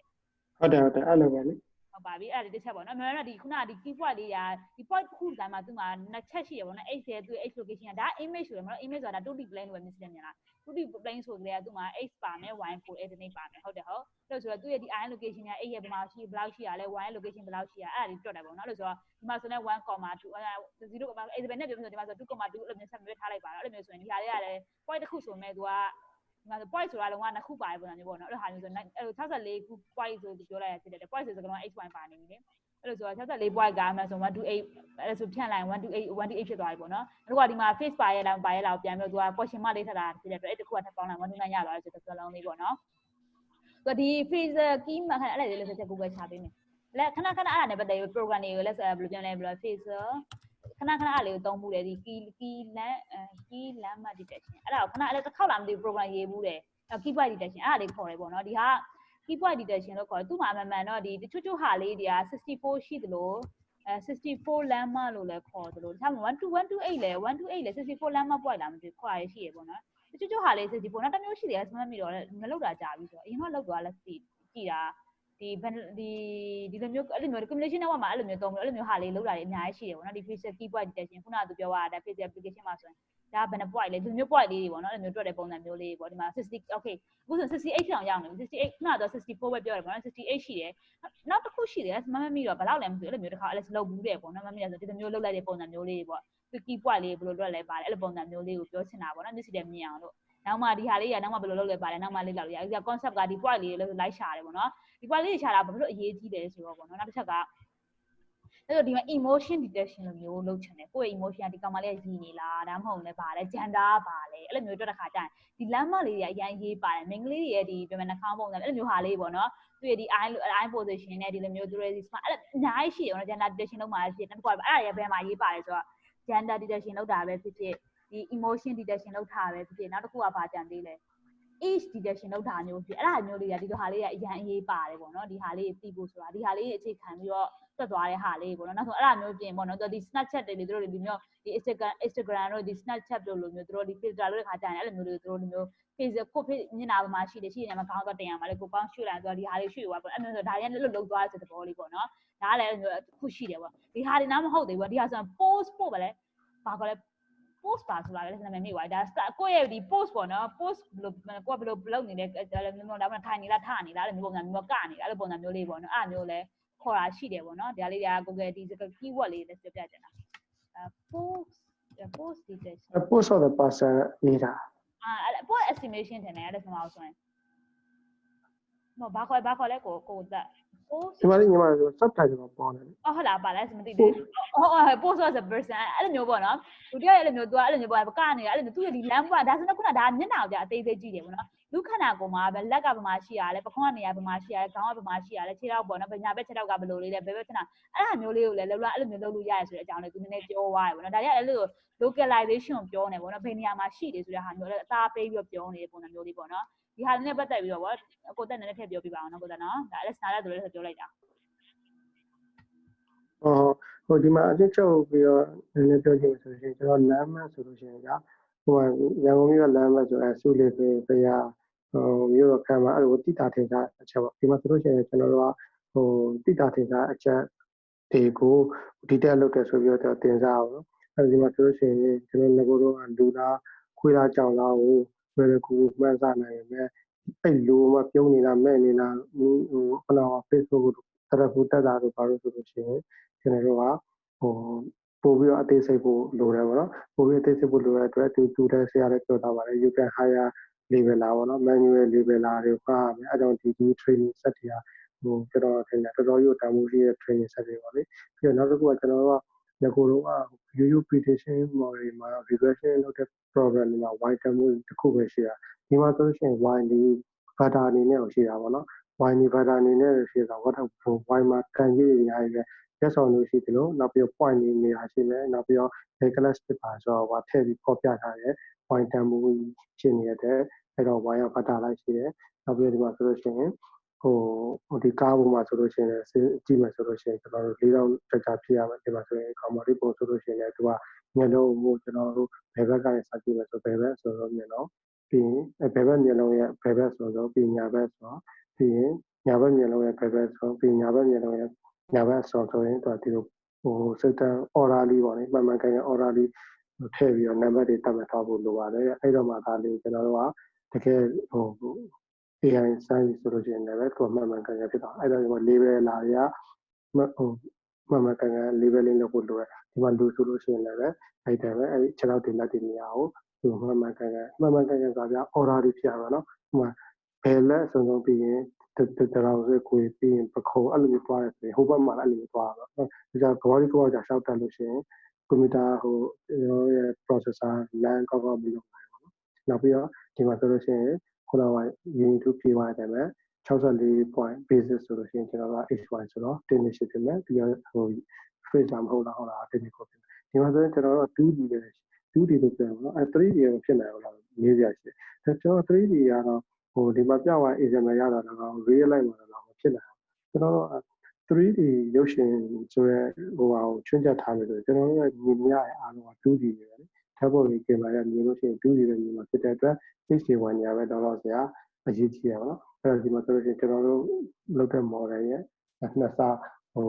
landmark detection ပဲတော့ဆိုရပါ64 point နဲ့ငါတို့ဖမ်းမယ်ဆိုလို့ရှိရင်ကျွန်တော်ရဲ့ data က128 plus နောက်ပြီးတော့ yes or no တစ်ခုတည်းတင်းနေပေါ့အဲ့လိုပါပဲပေါ့အဲ့လိုနားလည်ပါမယ်ကိုစောကိုယ်နဲ့ထည့်ပြီးတော့ပြောကြလေးရှိရဒီမှာလေကျွန်တော်မရှိဘူးအဲ့ဒါစီမရှိဘူးနောက်မှမိကုန်းတွေကကတော့အများကြီးပဲနောက်မှမေးရမယ်ဆိုတာနောက်မှပေါင်းမေးလို့ရတယ်မိကုန်းကအဲ့ဒါကြောင့်မေးလိုက်လေကိုကဘလို့နောက်ကကြောပဲရှိရနော်မဟုတ်ဘူးမဟုတ်နောက်မှဆိုတာနောက်ဗီဒီယိုတွေမှာအဖြေပါသွားမှာလားအဲ့ဒါကြောင့်ကျွန်တော်ဆက်စားမရှိကောင်မှပြန်မေးလို့ရတယ်လေအများကြီးမေးလို့ရနေအများကြီးရှိရတယ်ဟုတ်ကဲ့ပါကွာနောက်မှဆိုနောက်မှလည်းကွာနောက်ဗီဒီယိုတော့လည်းနောက်ဗီဒီယိုမှာထည့်ပြောမယ်ဆိုတော့ထိုင်ဆောင်နေမလားဟုတ်ပါပြီဒီသားမလေးညီမလေးရောဒီဟာလေးမေးကြရှိလား Jack မေးဖို့လားမေးပါခုနတရားအမျိုးလို့လည်းတွေ့လိုက်တယ်လုပ်ပါလို့မချိုင်းပါနဲ့လုပ်ပါမေးကြပါနားလေကြလားဘလို့လဲနားလေရနော်โอเคနားလေလည်းနေလို့ပြန်ပြောပါနော်မလဲလည်းမေးပါလို့မေးပါတခုလောက်မေးချင်ပါတယ်ဟုတ်ညာမေးတခုဟိုလေဟုတ်ဟိုလေ target wine ဘတ်တာကကြတော့လေညီမတို့အစတည်းကအဲ့ဒီ wine တွေကတန်မိုးကိုအကုန်လုံးဟိုအဲ့ location တွေပါတခါတည်းသတ်မှတ်ထားမှာလားဟုတ်တယ်အဲ့လိုတခါလေး label လုပ်တယ်ဆိုတာအဲ့ဒါတွေတခါလေးသတ်မှတ်ပေးတာကိုပြောတာဒီလားမဟုတ်အဲ့ဆိုလို့ရှိရင်ပုံတပုံချင်းစီကိုသူ့ရဲ့ label တွေပါလိုက်ကြည့်ပြီးတော့အရင်ကတခါလေးသတ်မှတ်ထားမှာပေါ့နော်ဟုတ်တယ်အဲ့လိုလုံးလုံးမတာလဲဆိုတာဒီခုလို့ဆက်လုံးနေတော်များကြတော့ကွာ supervise လုပ်နေတာပြောချင်တာကိုကအရင်တော့သူတို့ answer အမှန်နေပေးတာဒီလား answer အမှန်နေပေးငါတို့ကဒါတော့ခက်လိုက်တို့အတွက်ကြည့်ဘယ်လောက်ထွက်လာတို့ကမှ answer အမှန်နဲ့တို့ပြန်တိုင်းစစ်ပြီးတော့လုံလို့တို့ပြန်ဖြည့်ပြီးတော့ပြန်တွက်ကြည့်ပြန် try again လုပ်တဲ့ပုံစံမျိုးလေးပေါ့နော်အဲ့ဒီအခုခုနကလည်းဆို location တွေပေးရတယ်ဆိုတာ answer အဖြေမှန်လေးတို့သူ့ပေးထားတယ်ပေါ့နော်ခုန loss ထွက်တယ်ဆိုတာလည်းအမှန်ဆိုသူတို့ဒီ network က predict လုပ်လိုက်တဲ့ value လေးရယ်အဲ့ဆိုဒီ answer အမှန်တွေရယ်ဒီကဘယ်တော့အခုဒီတွက်တဲ့နည်းလေးရှိနေပေါ့နော်အဲ့နည်းလေးပေါ့တွက်လိုက်ပြီးတော့မှနေ့အဖြေတော်တော်ကြီးမားနေတယ်ပြန်လို့အဲ့လိုပုံစံမျိုးပြောတဲ့သဘောကိုပြောချင်တာပေါ့နော်အဲ့ဒါလေးကဒီဟာလေးကိုပေးပြီးတော့မှတိုင်းတို့တွက်ရတာပေါ့အဲ့ဒါကြောင့်မလို့သူ့ကို supervised learning လို့ခေါ်တယ်ပေါ့နော်ဒီလားမှအဲ့ဒါမျိုးပြောတာဟုတ်ကဲ့ပါရှင်ဟုတ်ကျေးဇူးတင်ပါတယ်ဒီ question လားမသိဘူးဒါမှမဟုတ် let's ဖြေတာမှားနေတာဟုတ်တယ်အဲ့ဒါအဲ့တခုချင်းပုံတပုံချင်းစီကိုအဲ့လိုလိုက်ရှာပေးရမှာပေါ့နော်အဲ့ဒါမေးကြည့်ရပါဟုတ်မှန်ပါတယ်ကိုတက်ပြောဒီဟာလေးကြာဒီ data ကြာတော့သူများတို့သိအောင်လားကုန်ကြခံပြီးတော့လောက်ထားဆိုအလကားတော့မရကြဘူး data တွေကသူလည်းပြောတာဒီ object detection နဲ့ပတ်သက်ပြီး data တွေကကြာခတ်တယ်လို့သူပြောသွားပါတယ်လဲဆိုအရင်တော့ဗီဒီယိုမှာလေဒီ face လားမဟုတ်လားဆိုတော့တွေ့ပြီမဲ့အဲ့လိုမျိုးဒီ face ကဘယ်နေရာမှာရှိလဲဆိုတော့ဒီ object detection နဲ့ဟာမျိုးကြတော့ဒီကအရင်မြောက်များမရှိဘူးဆိုတော့တူဟာလေး transfer learning သုံးရတာတော့တခြား method တွေသုံးရတာအဲ့လိုမျိုးသုံးရတယ်ဆိုသူပြောသွားပါရောလားအဲ့လိုမျိုးလေးရှိနေပေါ့နော်ဟုတ်ကဲ့ပါဟုတ်ဒီ technique တွေတော့အများကြီးရှိတာပဲ data မရှိမှမလို့စားလို့မရဘူးအဲ့ဒါဒီ data အရေးပါပုံပို့ပြီးတော့ပြင်ရတယ်ဒီမှာဆိုရင်ဒီ data ကို data ရိုး raw data တော့မဟုတ်ဘူးเนาะ process လုပ်တာ label လုပ်တာ data ဘယ်လောက်တန်ဖိုးရှိလဲပုံမြင်ရတယ်ပေါ့နော်ဒီမှာဆိုရင်လေဟုတ်ကဲ့ပါရှင်ဟုတ်ကဲ့ပါကျေးဇူးတင်ပါတယ်ကဲချားလို့ရပါโอเคမေးပါကျွန်တော်တခုဝင်လို့နော်ဟိုဖြည့်ကြည့်ပြီပါ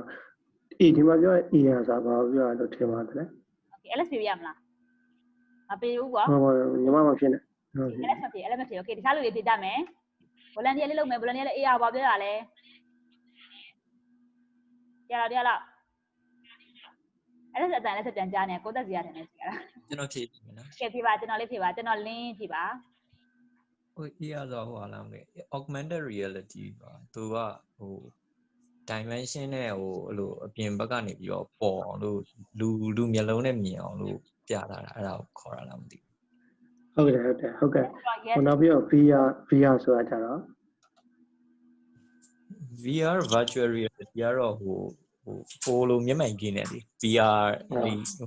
ကြည့်ရတဲ့ဥစ္စာကြတော့သူကကြတော့360လို့လို့ဟို degree like ကိုကြည့်လို့ရတာပေါ့လေအပြင်ကဟို view ကိုမြင်တယ်လို့မျိုးပေါ့ အဲ့လိုလားမသိ နည်းနည်းချဲ့ကားပြီးပြောမယ်ဆိုလို့ရှိရင်တော့ augmented reality ကကြတော့တကယ် reality နဲ့ကျွန်တော်တို့ information ပေးခြင်းနဲ့တော့ပေါင်းစပ်ပြီးပြတာနော်VR ကြတော့လုံးဝ virtual ကြီးပဲလုပ်ထားတာပေါ့ဟိုကျွန်တော်တို့industry မှာဆိုလို့ရှိရင်ဗာလဲဆိုတော့ဒါစက်ရုံတွေပိုင်းသွားကြည့်ရစက်ရုံတွေပိုင်းသွားကြည့်မှဆိုလို့ရှိရင်စက်ရုံက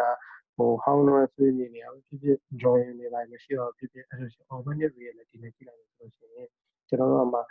ပန့်တစ်ခုမော်တာတစ်ခုပိုက်တစ်ခုကြည့်လိုက်မယ်ဆိုတော့လည်းဒီပတ်နေဘယ်ဥစ္စာပါလဲဆိုတော့ label တက်လာအောင်နော်ကျွန်တော် Facebook မှာဆိုရမ်းသိတာလေချိန်လိုက်တာနဲ့ဒီကJunction City ချိန်နေတာဒီက Junction City ပါဆိုပြီးတော့မင်းရဲ့တင်နေနေလည်းရောက်ဘူးတယ်ဆိုတော့ဒါကြီးတက်လာတော့ဒါ augmented reality နဲ့ကျွန်တော်တို့ augmentation နဲ့ထပ်ပေါင်းထားအောင် virtual reality ကြောင့်ကျွန်တော်ဂိမ်းနေလို့လေ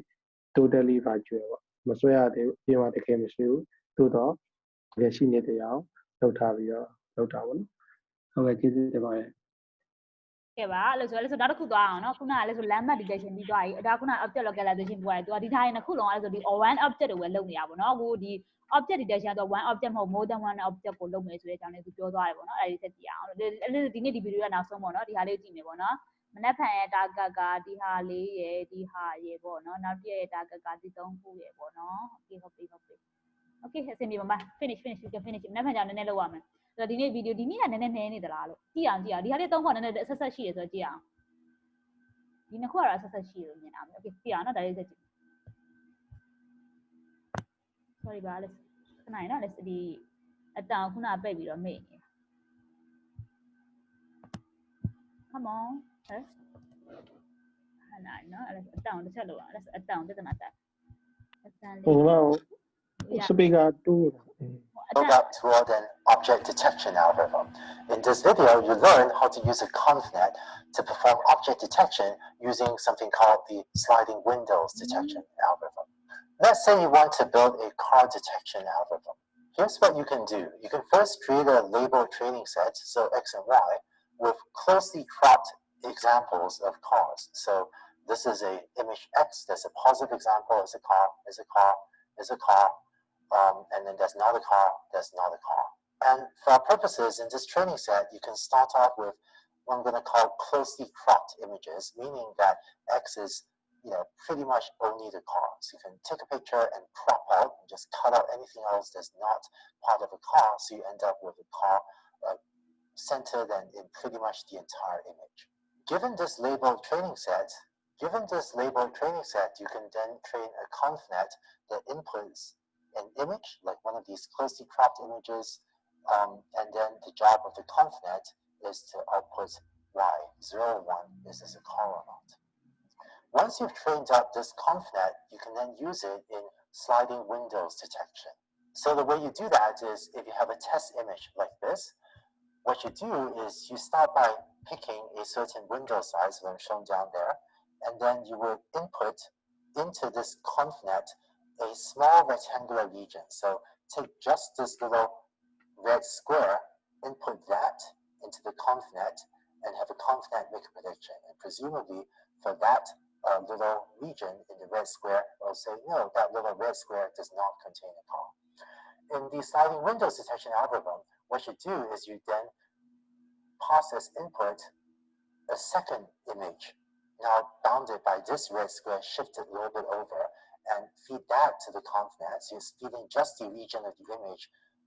in the red square to the ConvNet and run the ConvNet again. And then you do that with a third image and so on, and you keep going until you've slid the window across every position in the image. And I'm using a pretty large stride in this example just to make the animation go faster. But the idea is you basically go through every region of this size and pass lots of little cropped images into the ConvNet and have it classify 0 or 1 for each position at some stride. Now, having done this once with running this what's called a sliding window through the image, you then repeat it, but now use a larger window. So now you take a slightly larger region and run that region. So resize this region into whatever input size the ConvNet is expecting, and feed that to the ConfNet and have it output 0 or 1, and then slide the window over, again using some stride, and so on, and you run that throughout your entire image until you get to the end. And then you might do it a third time using even larger windows, and so on. Right? And the hope is that if you do this, then so long as there's a car somewhere in the image, that there will be a window where,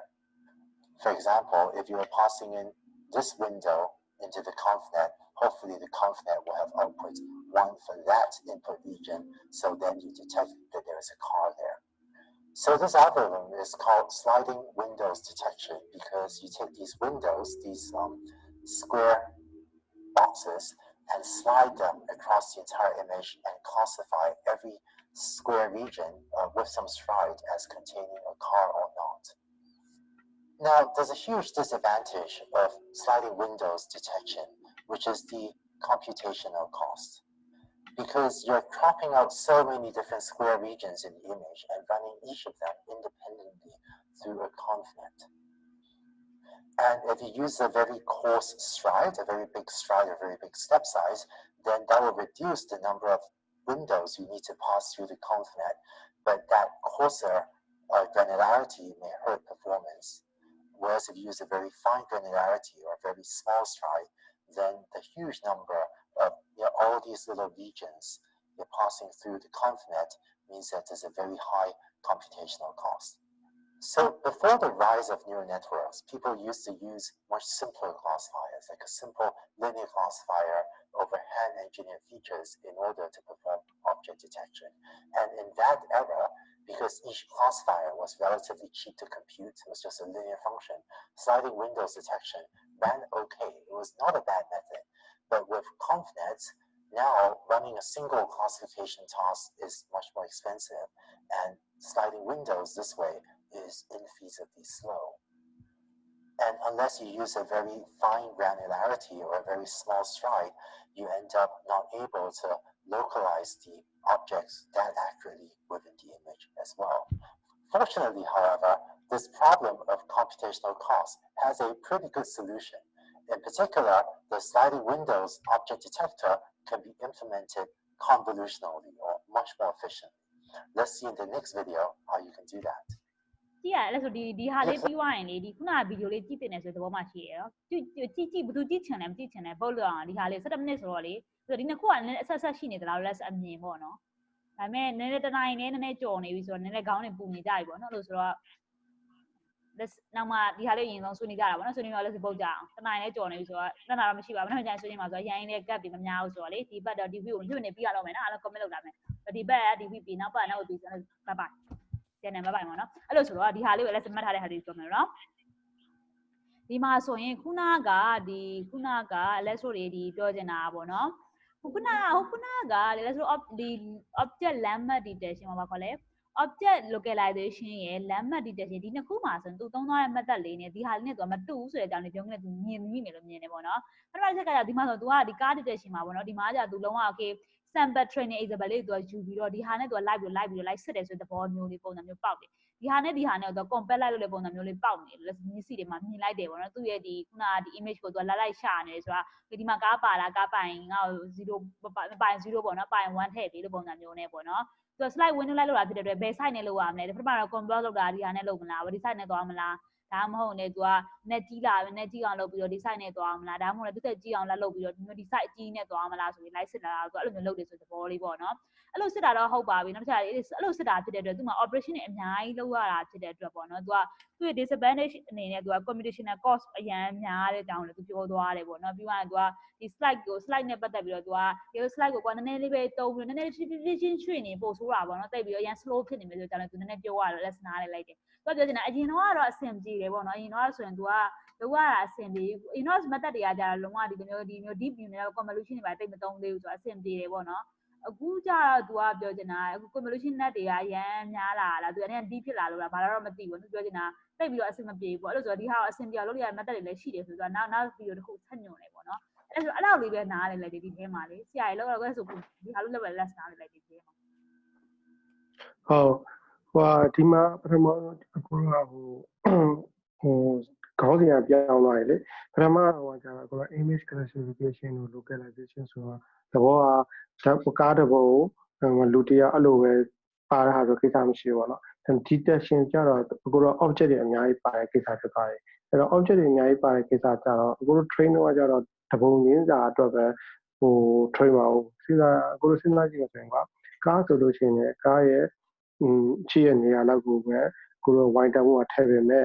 ဒီမှာဆိုကကားနဲ့စီးဆိုလို့ရှိရင်ကိုယ်ဝိုင်းတန်မှုကကားနဲ့စီးအတွက်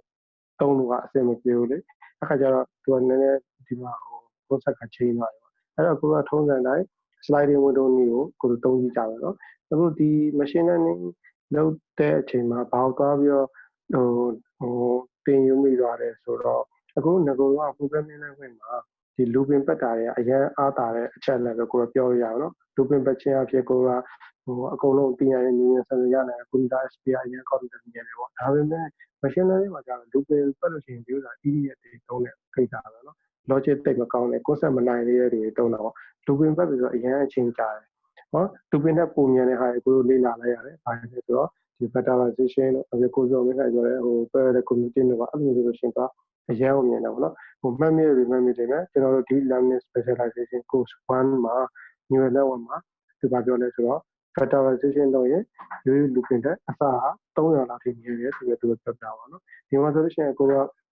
ပထမဆုံးဆိုကြပါစို့ high definition picture ဆိုလို့ရှိရင်က pixel လေးတွေအရင်စိတ်ပါရောအရင်စိတ်ရောကိုက pixel တစ်ခွက်ချင်းစီရွှေ့နေမယ်ဆိုလို့ရှိရင်မပြီးတော့ကိုတို့ဒီဓာတ်ပုံတစ်ပုံဆိုလို့ရှိရင်က pixel ထောင်ချီနေတာနော်အလဲရထောင်ချီအလဲထောင်ချီဆိုရင်အခုကပုံလေး result လေးတည်ဖို့သူက looping ပတ်နေတယ် looping ပတ်နေဒီတွေကိုအဲ့ pixel တစ်ခုဖြတ်ပြီးတာနဲ့အဲ့အကွက်တစ်ကွက်တည်းသူကရှာအောင်ပဲဖြစ်ပြီးနောက်တစ်ကွက်ပြောင်းနေဟောအဲ့လိုပြဿနာဖြစ်နိုင်တယ်လို့နောက်တစ်ခုကကားဆိုပါတော့နော်အခုကားကို pixel လေးနည်းနည်းရွှေ့ကြည့်လို့ရင်သူကကားအများကြီးရှည်လို့သွားပြီးတော့ round ဟို decision ထုတ်ပြီးသွားနိုင်တယ်ဟိုကားတစ်စီးကို pixel နည်းနည်းရွှေ့ပါရောရွှေ့တဲ့အခါကျတော့သူကကားဘယ်နဲ့စီးရှိလို့ရှိရင်လည်းဒီတော့ထပ်လည်းအဲ့လိုမျိုး object detection မှာမလိုလားအရေးအတွက်တွေများပြတာပါတော့အမျိုးဖြစ်လာနိုင်တယ်နောက်ပြီးတော့ဒီမှာဆိုလို့ရှိရင်ကား perspective view ရနေတဲ့ကောင်ကအကြီးနဲ့ကြာပြီးတော့ဝေးတဲ့ကောင်ကြလို့ရှိရင်တိလေးနဲ့ပြပါမယ်ပေါ့နော်အဲ့ခါကျတော့အခု bounding box တွေကဒီ bounding box တွေကရွေးစားကဘယ်လိုလုပ်ရမှာလဲဒီလို issue ရှိတဲ့အတွက်ဒီနောက်တစ်ခါကြလို့ရှိရင်ဘယ်လိုလုပ်မလဲဆိုတော့ဆရာပြောပြတာကိုဇော်အဲ့ဒါပါပဲဒါလေးကိုလေကိုဇော်ဘလေးနားလေလိုက်ဒီဟာလေးနဲ့ပတ်သက်ပြီးတော့ကျွန်တော်ကြီးလောက်ပါအောင် hello ကြားပြီကိုဇော်နားလေးတစ်ချက်လောက်ရှင်းပြပါအောင်ဒီဟာလေးကိုလည်းဆိုတော့နည်းနည်းလေးချုပ်တဲ့ဟာလေးဆိုတော့လေဟိုလေကျွန်တော်သိချင်တာကဒီကောင်ကကျွန်တော်ဒီအဲ့ဒီ sliding window မှာကဒီ image region တစ်ခုချင်းတွေသူကယူပြီးတော့သူကအစစ်အရာပဲနော်ဘယ်လိုဆိုလိုတာယူပြီးတော့ detect လုပ်တာလားဟုတ်တယ် sliding window ဟိုကိုစောမြင်ဟိုကျွန်တော်တို့ကဘယ်ဘက်အပေါ်ဆုံးတောက်မျက်စိရဲ့နေရာကိုကြည့်လိုက်ပါတော့ဒီမှာဆိုရှင်တက်ပင်လေးနဲ့ဟိုကောင်းငယ်နဲ့ထိတ်ထိမြင်နေရတယ်ပေါ့နော်ဘယ်ဘက်အပေါ်ဆုံးတော့အဲ့ရနေကျွန်တော် pixel တစ်ခုသာရွှေ့ဆိုရှင်အဲ့မှာကျွန်တော်တို့အပေါ် rule နဲ့တော်တော်ကြားနေပါတော့အဲ့ဒါမဲ့အခုကျွန်တော်တို့ slow ဒီဘက်ဘယ်ဘက်ဆိုရင် slow ဟိုပထမဆုံးမိခွက်လေးကိုထောက်ပြီးရပြီးနည်းနည်းရွှေ့ရမိခွက်အစောလေးဆိုတော့ကားတစ်စီးတော့ခြုံဝင်နေတဲ့အချိန်ကြလို့ရှိရင်လည်းသူကကားလိုပဲပြောပါပဲကားတစ်ဝက်လောက်ကိုခြုံဝင်နေတဲ့အချိန်ကြတယ်ကားလိုပဲပြောပါပဲအဲ့ကျွန်တော်က detection လုပ်တဲ့အခါကြလို့ရှိရင်ကျွန်တော်ကအဲ့မှာလေခုန issue ကနှစ်ခုရှိတာကြားတယ် communication cost ကြားတယ်အများကြီးတယ်နောက်ပြီးတော့ကျွန်တော် identify လုပ်တဲ့အခါမှာထပ်နေလို့ပေါ့နော်အဲ့လိုမျိုး issue တွေရှိတယ်ဆိုပြီးတော့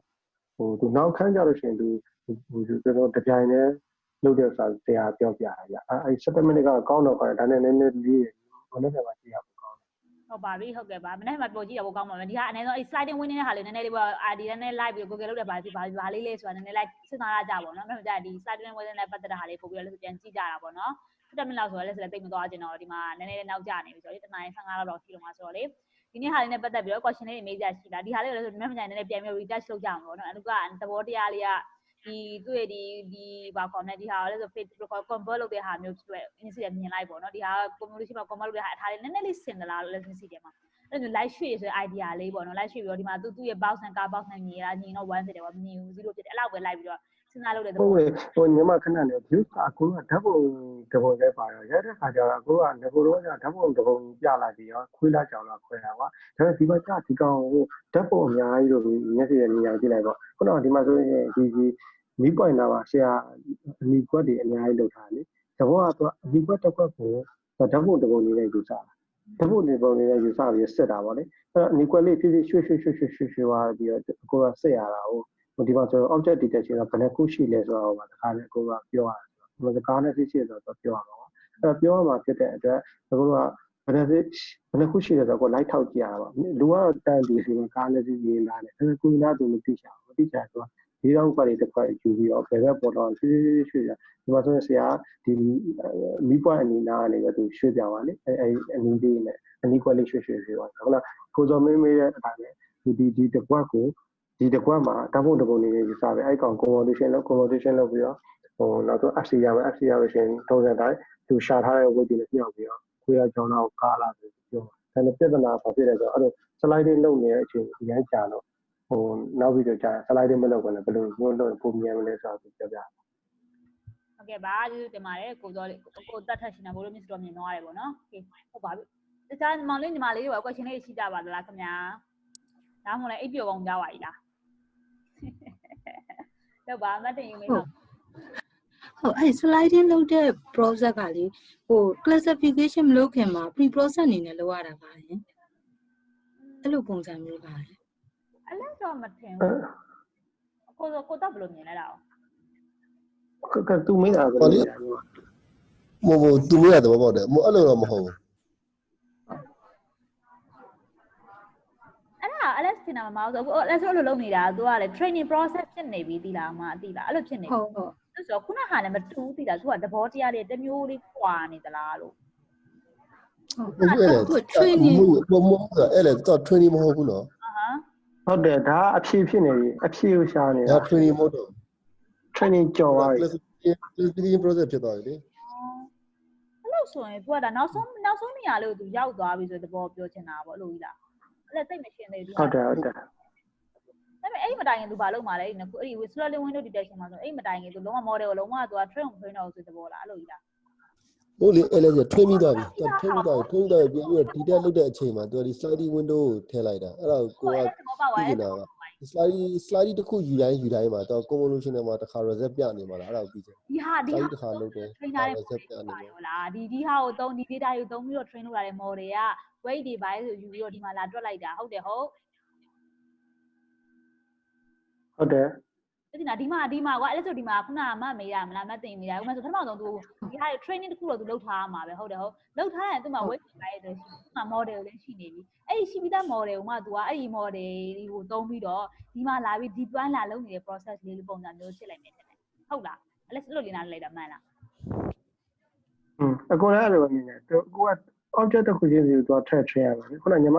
ကားပုံလေးတစ်ချက်ပြရမယ်ဒီမှာဆို season ရှိတယ်ခုနပြိုင်ကားလို့ဖောက်ဝါလေးရှိအဝါရောင်လေးရှိတယ်အဲ့တော့ဒီလိုမြင်တိုင်းကားဖြစ်တယ်သူ့ရဲ့ boundary box ကဘယ်လိုရှိတာ train ပြီးတော့ပါဒီလိုကဲအများကြီးဆိုလို့ရှိရင်တော့မင်းဘယ်နှစီးတွေ့တယ်ဆိုပြီးတော့သူဆက်ခိုင်းတဲ့အချိန်ကြာလို့ရှိရင်သူ train ထားတဲ့ကောင်တွေကဘယ်ကောင်တွေပါလဲဆိုတော့ လိုက်ရှာဖို့အတွက်က sliding window နဲ့လိုက်ပြီး scan ဖတ်တယ်လို့ပေါ့လေဒီတော့ scan ဖတ်တယ်လို့ပဲမြင်ပြီးတဲ့ဉာဏ်ကြည့်လိုက်ပါ sliding window တော့ scan ဖတ်တာတော့ဟုတ်အဲ့ sliding window နဲ့ယူလိုက်ပြီးလို့ရှင် classification လုပ်လိုက်အဲ့လိုလုပ်မှာပေါ့နော် detection လုပ်တဲ့ဆင့်မှာသုံးတာပေါ့နော်ဟုတ်ကျေးဇူးတင်ပါတယ် conceptually နော် conceptually ကျွန်တော် sliding window တကယ်ကြရင်မသုံးဆိုပြီးတော့သူပြောတော့ sliding window ကအရင် computation နဲ့ cost များတယ်ပေါ့ဟုတ်ကဲ့ရှင်ဟုတ်ကဲ့ကျေးဇူးတင်ပါတယ်ခုနကလည်းဒီ step လေးကိုလုံးဝကြော်သွားလုံးဝအဲ့လိုရောကုန်တယ် okay ကျေးဇူးပါအမ question ရေးကျေးဇူးတင်ပါတယ်လို့ဆိုပို့ပြီးတော့မြင်သွားတယ်ပေါ့ပို့နားလေကွာအဲ့လိုမျိုး question လေးမေးပါဟုတ်လားထားလို့လည်းမေးပါအတူယူပါ volunteer လုပ်ကြပါ okay လို့ဆိုတော့ဒီနေ့လည်းနောက်ကျနေပြီလို့ဒီနေ့ဒီမှာပဲရအောင်လေနော်အားလုံးလည်းကျေးဇူးတင်ပါတယ်လို့နောက်ပြန်တွေ့ကြမယ်နော်ဒီနေ့ question မေးတဲ့ question ဖြေပေးတဲ့ညီမလေးရင်ထူမတ်တင်ယူပါရန်ကျေးဇူးတင်ပါတယ်လို့တခြားတို့လည်းကျေးဇူးတင်ခံတင်ပေါ့နော် question မေးပါလို့ okay bye bye good night ပါ night ပါမောင်လေးတစ်ခုမောင်လေးဖြိုးတစ်ခုပို့တာ